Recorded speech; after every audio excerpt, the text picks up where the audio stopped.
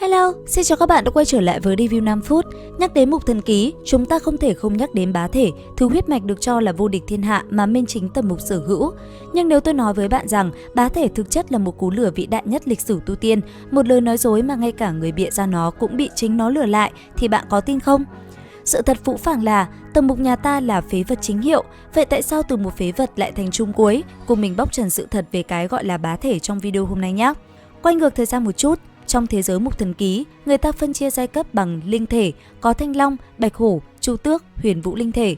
Nhưng tần mục của chúng ta thì sao? Thôn trưởng kiểm tra đi kiểm tra lại, kết quả vẫn là một người phàm trần 100%, không có linh thể, kinh mạch tắc nghẽn, nói trắng ra là không có cửa tu tiên. Sợ thằng bé tủi thân vì xung quanh toàn quái vật, thôn trưởng bịa ra cái tên bá thể và chém gió với tần mục rằng con là bá thể, là khắc tinh của mọi loại linh thể, chẳng qua là thức tỉnh hơi muộn thôi. Mục đích ban đầu của thôn trưởng chỉ là một lời nói dối thiện chí để tần mục có niềm tin mà sống vui vẻ.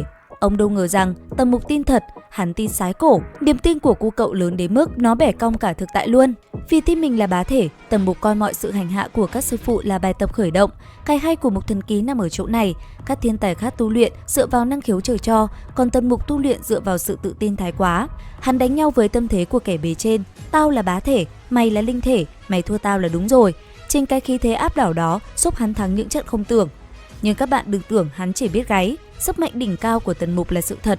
Nếu nói về thể chất thì tần mục cũng là bình thường, nhưng ngộ tính thì lại cực cao và ham học hỏi. Được đào tạo một kèm một bởi 9 nhân tài quái kiệt của Tàn Lão Thôn nên căn cơ cấp mặt của hắn cực vững.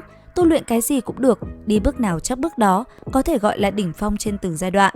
Chính sự kết hợp giữa niềm tin thái quá và cái ngộ tính cực cao đó đã khiến chính thôn trưởng, tác giả của cú lừa này cũng phải hoang mang nghi ngờ rằng chẳng lẽ mình chém gió mà trúng thật, trên đời có bá thể thật à? Tuy nhiên, sự thật về bá thể lại gắn liền với triết lý cốt lõi của tác phẩm này, đó là phá bỏ thần trong lòng.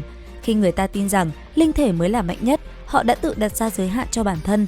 Có điều, tần mục không có cái giới hạn đó. Lại nói, có rất nhiều đạo hữu thắc mắc, nếu chỉ là thôn trưởng chém gió, vậy tại sao trong các di tích cổ đại, thậm chí các đời nhân hoàng sư tổ cũng biết đến cái tên bá thể?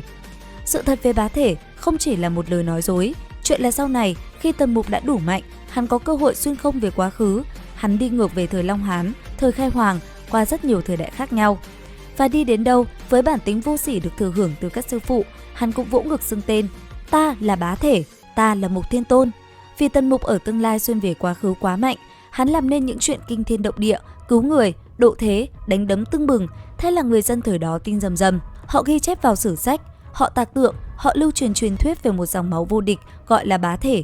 Cái tin đồn do chính mồm tần mục tung ra đã lan truyền suốt hàng vạn năm lịch sử, từ quá khứ trôi dạt đến hiện tại. Và điều hài hước nhất đã xảy ra, ở thời hiện đại, các vị sư tổ nhân hoàng đã dẫn thôn trưởng đi xem những dấu tích cổ xưa, họ chỉ vào những ghi chép lịch sử hào hùng và bảo: nhìn đi, đây là dấu tích của bá thể trong truyền thuyết. Thôn trưởng lúc đó chắc hẳn đã đứng hình, ông bịa ra cái tên bá thể để lừa tần mục, nhưng rồi ông lại lấy bằng chứng về bá thể trong lịch sử.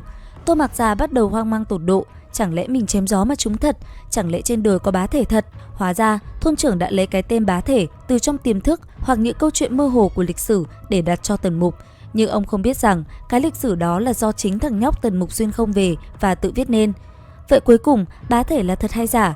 Nó là giả về mặt huyết thống, vì tần mục chỉ là người phàm, nhưng nó là thật về mặt lịch sử và tinh thần, vì chính tần mục đã dùng nỗ lực của mình để biến lời nói dối thành huyền thoại xuyên suốt dòng thời gian. Một kịch bản quá chặt chẽ và hack não của tác giả Trạch Trư đúng không nào?